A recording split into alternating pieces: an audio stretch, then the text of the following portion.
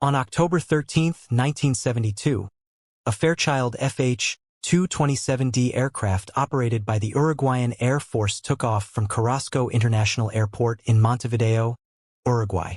The flight was carrying 45 people, mostly members of the Old Christians Club rugby team, along with their friends, family, and supporters. Their destination was Santiago, Chile. The team was traveling to play a friendly match, full of excitement and dreams of victory.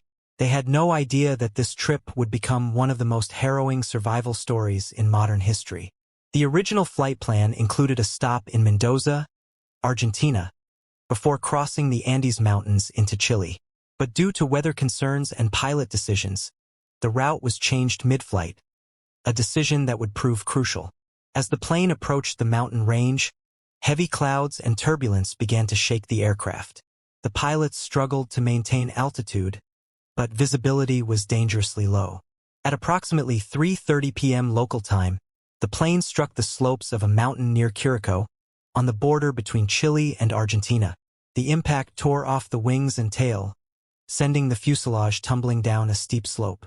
When the wreckage finally came to a stop, it was buried in snow, high in the Andes at over 3,600 meters above sea level. Of the 45 passengers, only 27 survived the initial crash. Those who lived were badly injured, disoriented, and trapped in freezing temperatures. There was no immediate hope of rescue. They were completely isolated in one of the most remote regions on Earth. The survivors quickly realized the severity of their situation. Food was limited to just a few small bags of snacks from the plane. With no shelter and sub-zero temperatures, survival would be a daily battle. Communication was impossible. The plane's radio was destroyed, and there was no way to send a distress signal. They were alone, surrounded by snow, silence, and uncertainty. In the days that followed, the group organized themselves. Leadership emerged among the young men, including Nando Pardu and Roberto Canessa, who would later attempt an incredible journey to find help. The cold was relentless. Many suffered from hypothermia and frostbite. The nights were the worst, dark, silent, and filled with fear. The first deaths came quickly. Several passengers didn't survive the first 48 hours. The survivors faced a grim reality. They had to make tough decisions if they wanted to live. One of the hardest moments was accepting that eating the bodies of those who had died was the only way to stay alive. It was a moral dilemma none of them ever imagined facing. Despite the horror, the group stayed united. They prayed together, supported each other, and refused to give up hope, even when everything seemed lost. What began as a simple flight turned into a nightmare. But within that tragedy, a powerful story of resilience, faith, and human willpower was about to unfold. The first days after the crash were filled with confusion and pain. Many survivors were in shock. Some didn't even realize they had survived. Others believed they were dreaming or caught in a nightmare. The wreckage of the plane became their only shelter. The fuselage was broken but still intact enough to provide minimal protection from the freezing winds that howled through the mountains. Without proper clothing or blankets, the group huddled together to stay warm. Hypothermia was a constant threat. Those who were less injured tried to help the more severely hurt. Food remained their biggest concern. They rationed the small amount of snacks found on board: chocolates, candy bars, and a few bottles of wine.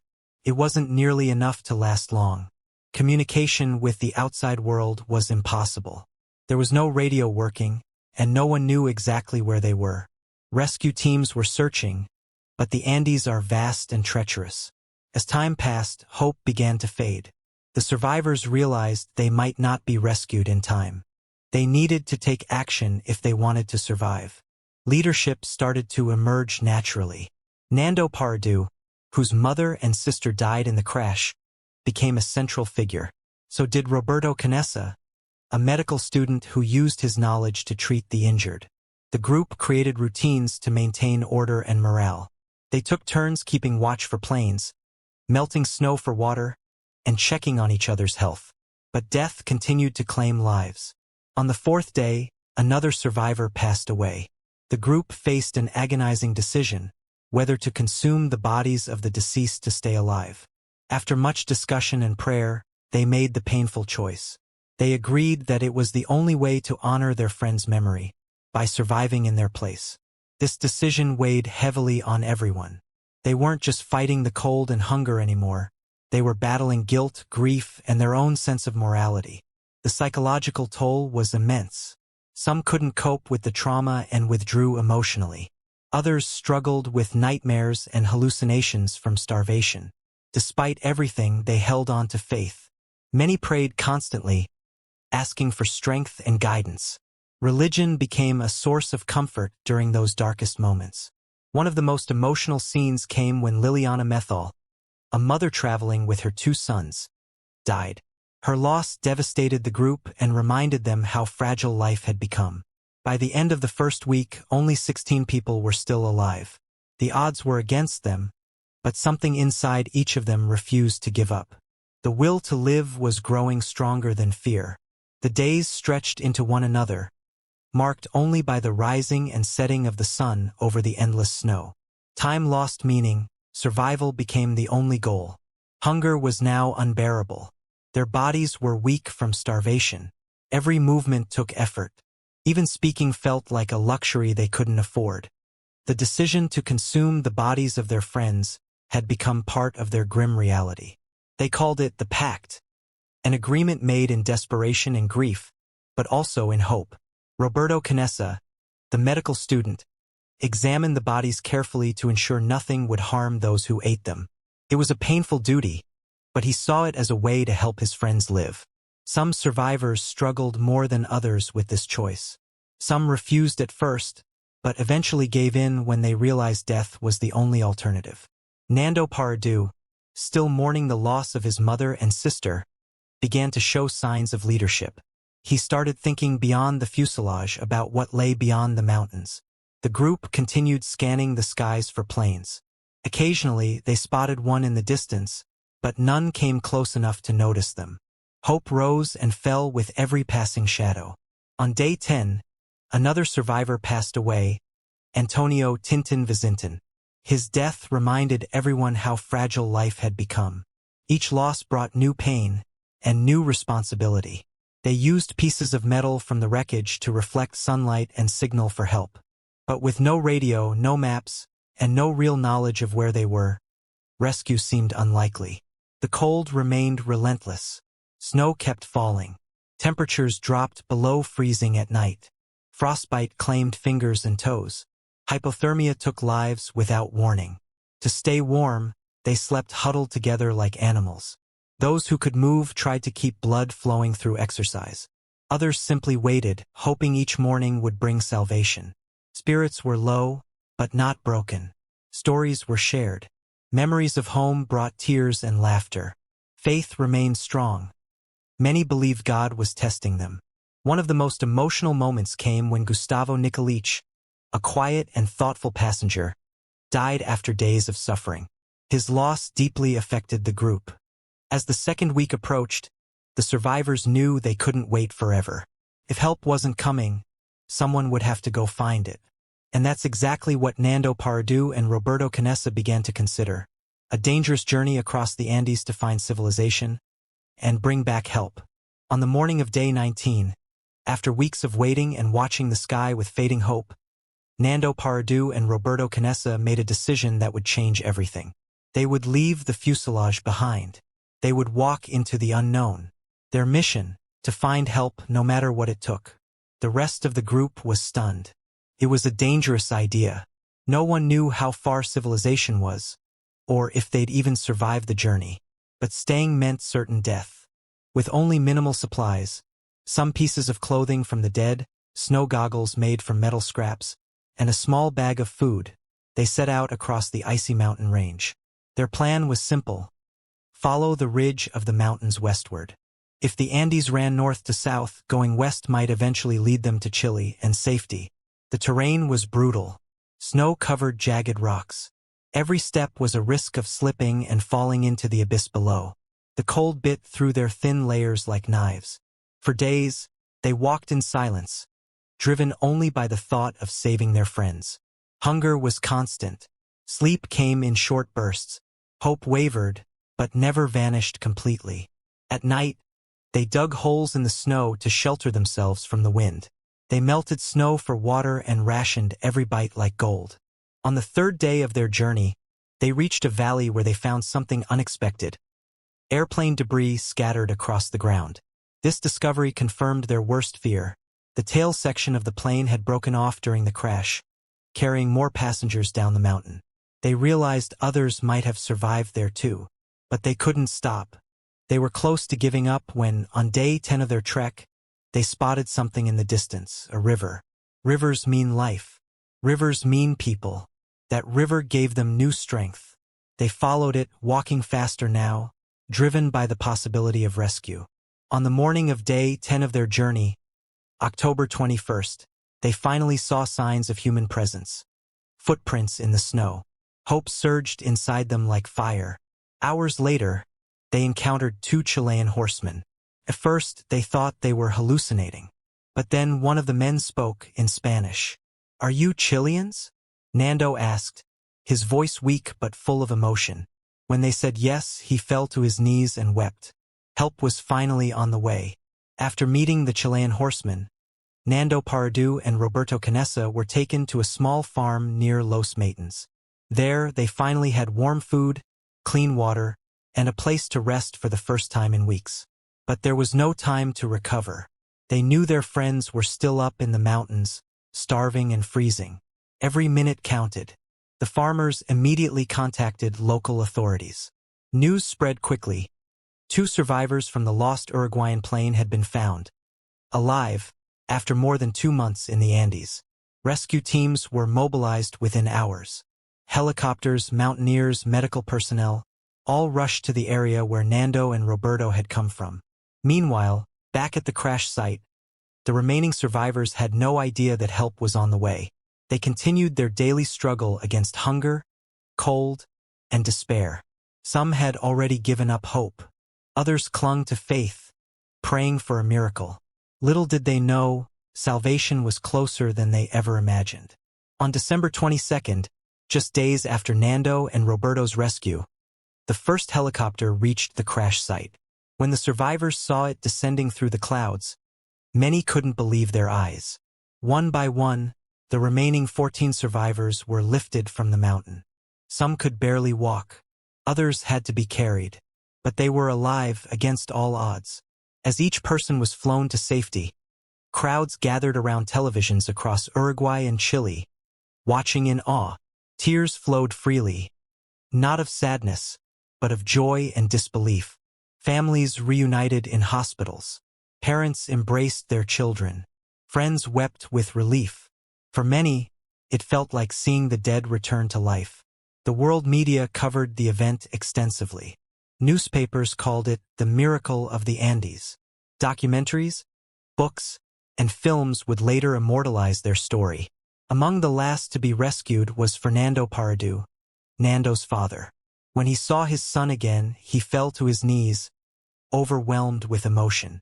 The survivors had endured unimaginable suffering. They had faced death countless times, made impossible choices, and walked the edge between morality and survival. But now they were home. The nightmare was over. Their bodies were weak, but their spirits were stronger than ever. They had survived the impossible. After being rescued, the survivors were taken to hospitals in Santiago, Chile, and later returned to Uruguay.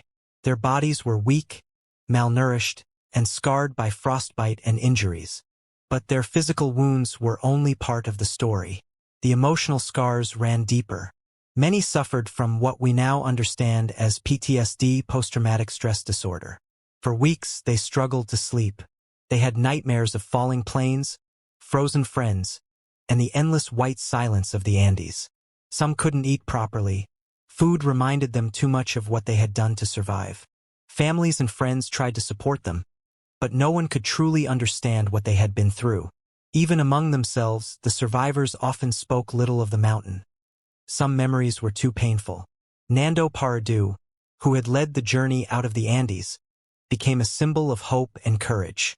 He later wrote a book about his experience, titled Miracle in the Andes, sharing lessons about survival, love, and loss.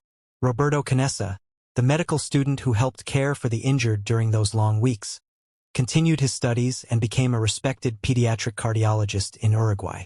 Others chose different paths. Some went into business, others into education or sports, but all carried with them a new perspective on life, one shaped by death, sacrifice, and the will to live. The world watched their return with fascination. Media interviews, documentaries, and public appearances followed, but many of them eventually stepped away from the spotlight, preferring privacy over fame. Psychologists worked with the group to help them process their experiences. Therapy sessions focused on guilt, grief, and the moral dilemmas they faced while surviving. Despite everything, most of the survivors said that the experience gave them strength. It taught them to cherish every moment, to value human connection, and to never take life for granted.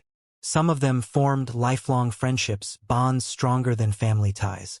They held reunions every year near the crash site, remembering those they lost and honoring their memory. In time, they began speaking publicly again, not for fame, but to share their message. That even in the darkest moments, there is hope. That the human spirit can endure more than we imagine. Their story inspired books, movies, and even university courses on ethics, psychology, and leadership under pressure. In 1993, the Hollywood film Alive brought their story to a global audience. Though dramatized, it captured the essence of their struggle, making millions reflect on the limits of human endurance. But beyond the films and headlines, the true legacy of the Andes survivors lies in how they lived after the crash. Not just surviving, but thriving. Each of them turned pain into purpose and suffering into strength. The story of the Andes survivors didn't end with their rescue, it only began. In the years that followed, their experience became more than just a tale of survival. It turned into a powerful lesson for humanity. Psychologists and researchers studied the group extensively, trying to understand how they managed to stay sane, organized, and emotionally connected in such extreme conditions. One of the most fascinating aspects was leadership. Despite being young and inexperienced, figures like Nando Paradu and Roberto Canessa stepped up when no one else could. Their actions saved lives. Experts have since used this case to teach leadership under pressure. Business schools, military academies, and survival training programs all reference the Andes survivors as an example of human resilience and teamwork. The ethical dilemma surrounding cannibalism also sparked intense debate. Was it morally acceptable? Could others have made the same choice? Philosophers and ethicists analyzed the situation from different angles. Some saw it as a tragic necessity, while others questioned whether morality changes in life or death scenarios.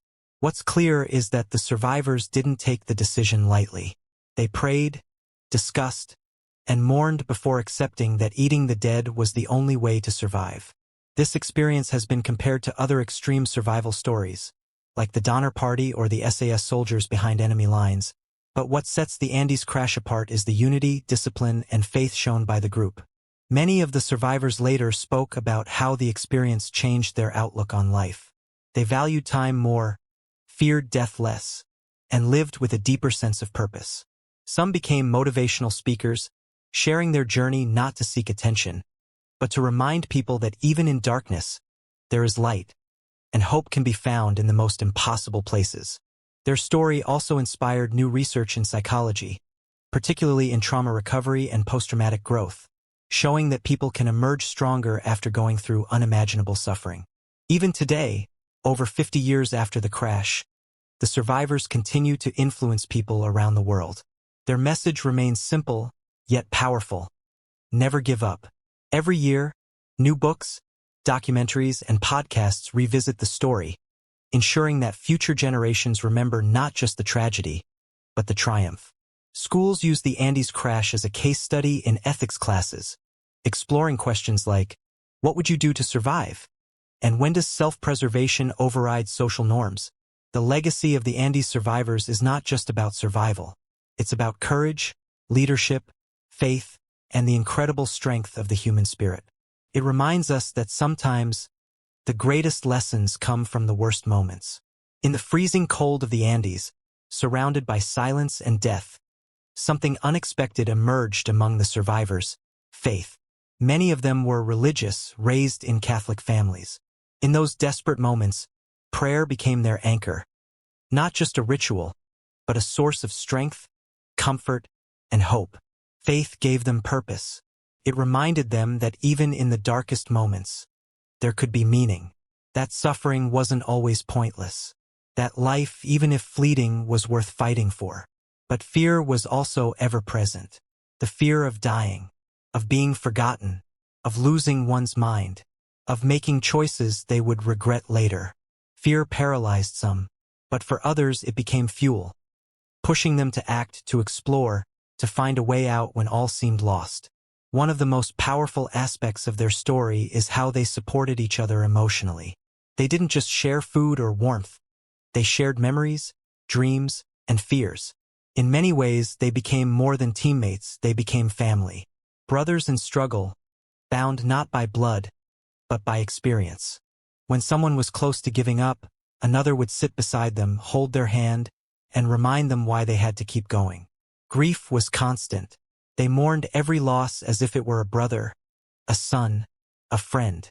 But they also honored the dead, promising to live for them, to carry their memory forward. This deep sense of connection helped them survive longer than experts believed possible. Studies have shown that emotional support plays a critical role in extreme survival situations.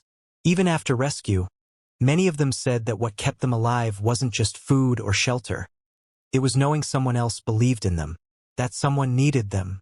The bonds formed in the mountains lasted a lifetime. To this day, the survivors reunite every year near the crash site, not just to remember the past, but to celebrate the love that carried them through it. Whether through faith, friendship, or sheer willpower, the Andes survivors showed that even in the coldest place on Earth, the warmth of humanity can still burn bright. When the world learned that 16 people had survived for more than 2 months in the Andes after a plane crash, reactions ranged from shock to awe. News outlets across South America and around the globe covered the story relentlessly. It was labeled the miracle of the Andes, not because it defied logic, but because it defied death. The media attention turned the survivors into symbols of endurance, faith, and hope. They were no longer just rugby players or students. They were living proof that humans could survive the unthinkable. Their story sparked conversations about ethics, psychology, and the limits of the human body and mind. Scientists studied their physiology, psychologists analyzed their trauma, and philosophers debated their choices. One of the most surprising aspects was how organized and disciplined the group remained. In many survival situations, chaos reigns, but here order prevailed. Researchers pointed to leadership, shared values, and emotional support as key factors in their survival. These insights would later influence military training, disaster response protocols, and even corporate team-building strategies. The decision to consume the bodies of the deceased became one of the most controversial parts of the story. But instead of condemnation, many responded with empathy, asking, "What would I have done?" The event also changed how society viewed tragedy and resilience. It wasn't just about what happened in the mountains, it was about what came after. Universities began using the case in courses on ethics, leadership, and crisis management. Business schools taught it as an example of teamwork under pressure. Medical schools used it to study extreme survival physiology. The Andes crash even influenced literature and film. Books like Alive, by Piers Paul Reed, and Miracle in the Andes, by Nando Pardue brought the story to millions. The 1993 film, Alive, introduced it to a new generation. Documentaries followed, including powerful interviews with the survivors themselves, giving voice to those who had once been silent about their pain. Over time, the phrase Andes miracle became shorthand for any situation where survival seemed impossible. People used it metaphorically to describe near-death experiences, personal struggles, or moments of unexpected salvation. Even today, over 50 years later, the story continues to inspire. It's referenced in TED Talks, motivational speeches, and psychological studies. It reminds us that adversity can bring out the best in humanity. More importantly, it showed the world that suffering doesn't always destroy people. Sometimes, it transforms them. Sometimes it makes them stronger. The Andes survivors didn't just live through a tragedy. They redefined what it means to survive. And in doing so, they changed the way the world sees courage, sacrifice, and the power of the human spirit forever.